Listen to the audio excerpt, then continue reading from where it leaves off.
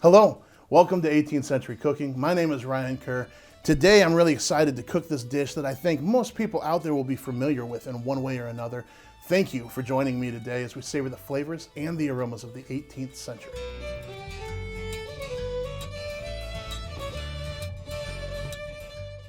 Chicken and rice.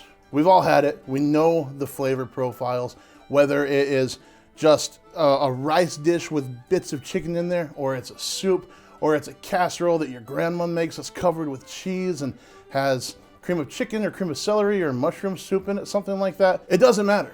It always tastes good. If you like chicken and rice, if you like those two components, you like every time they're combined. You can't do it wrong. I read the recipe, and the first time that I read it, I thought, okay, there's not gonna be any broth in this. This is just gonna be a chicken and rice recipe. But then I went back to it, and I think it's gonna turn out more like a soup. Either way you go, what's interesting about this is it has a whole chicken, bones and all, cooked in this. And you see that a lot in the 18th century.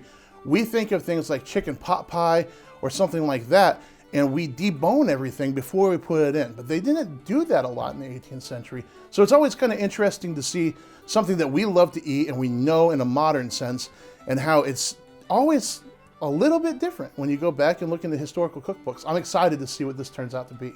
So the recipe today comes from The English Art of Cookery. That's by Richard Briggs.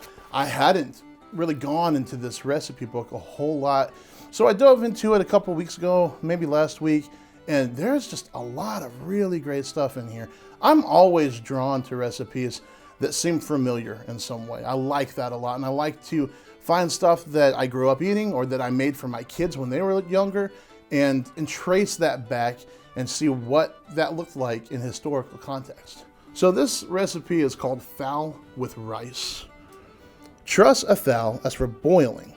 Put it into a stew pan with a quart of water, a bundle of sweet herbs, season it with a little beaten cloves and mace, some pepper and salt, cover it close and stew it half an hour. In the meantime, boil 4 ounces of rice in a quart of water till it is tender. Strain it off. Put it to the fowl and stew it for another 15 minutes longer, very gently. But take care it does not stick. Then put the fowl in a hot dish.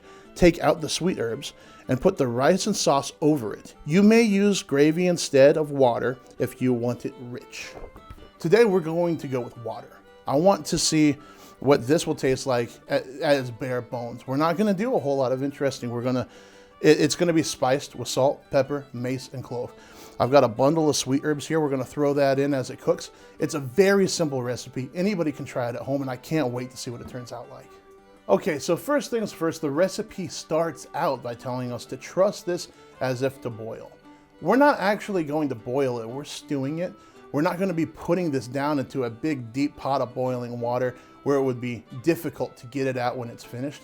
It's just gonna be in a Dutch oven with a little bit of water, so I'm not worried about trussing it. But I do have the bird here. We're ready to go. I've had the Dutch oven over here by the fire warming up, and it's ready. So we're gonna get some spices on this and get it cooking.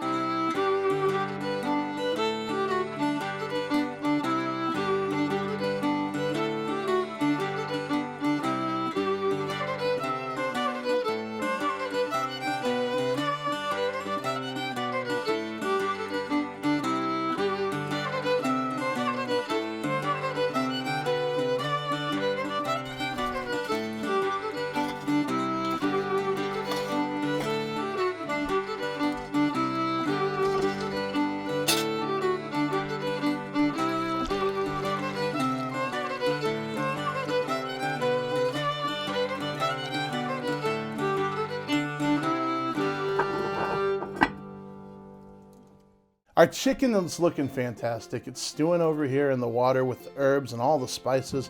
It's gonna be fantastic. I'm excited about it. One of the things I thought was really interesting about this recipe is the ratio of rice to water. It calls for 4 ounces of rice to 32 ounces of water. And usually when you're cooking rice, it is 2 to 1 water to rice. So usually 4 ounces of rice would call for 8 ounces of water. So I was thinking about why, and I think the best I can come up with, and you guys in the comment section might be able to tell me a much better answer. But the best I can come up with is that they just want to keep the rice from getting starchy and sticking together. Usually you want the rice to absorb all the water in the cooking process, and then you just have your rice. But this recipe calls for extra water and for you to strain the water out at the end. So we're gonna follow the recipe. We're gonna see what happens. But if you're making it at home, I don't think that the ratio really is what matters. It's more about make sure you have plenty of water for your rice so that there's still some water left over when the rice is tender.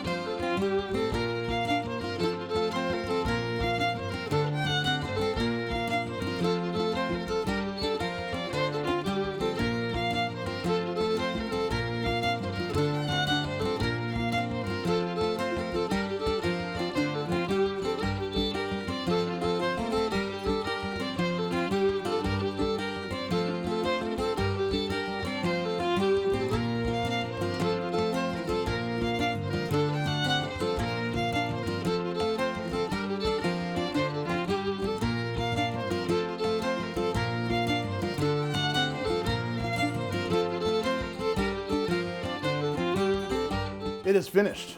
We have rice, which is thicker than I thought it would be. It's not so much a soup. It's more like a chicken and rice dish. The meat looks great. It looks like it was cooked really well, nice and tender. I don't know. I don't think I've ever had chicken and rice with mace and clove before. So we're gonna try this out, and I'll just get a scoop with everything on it. It's kind of a big bite. Oh yeah. Dang, that's good. So the chicken is so moist, and you would expect that because it was stewed in liquid. But that rice is just really good, and all those spices, I don't think they come through so much in the chicken, but in the rice. That's good. I'm going to sneak clove and mace into more chicken dishes at home and see if my family will go for it. I think it's really, really good.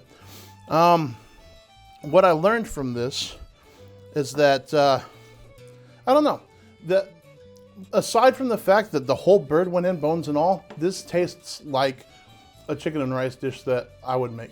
So my kids like that a lot. I'll make it at home sometimes, other than the spices. And that's usually, I think that's what gets us, right? With going back and visiting something like, we've done that several times on the channel where it's something that we know and we like. And we find it in a period cookbook, so we go and check it out, whether it's fried chicken or mac and cheese. Even the steaks that we did not too long ago, there's always this thing that's a little like, oh, really? Those spices? That's what we're gonna do?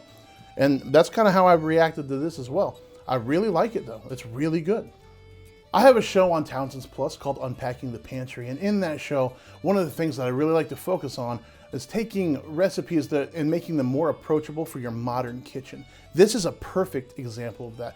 Anybody can make this at home. If you have a stew pan, if you have a Dutch oven that you can, put on your stove, if you have a saucepan that's big enough to fit this in, you can accomplish this. And I really encourage you to try it.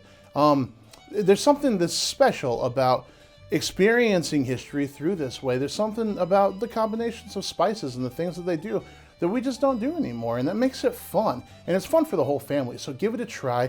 This is a great dish. If you'd like to see another dish that's really great for that, check out this pork fricassee that Michael Dragoo brought to us, a few years back. It's kind of a period take on barbecue. I think you'll really like it.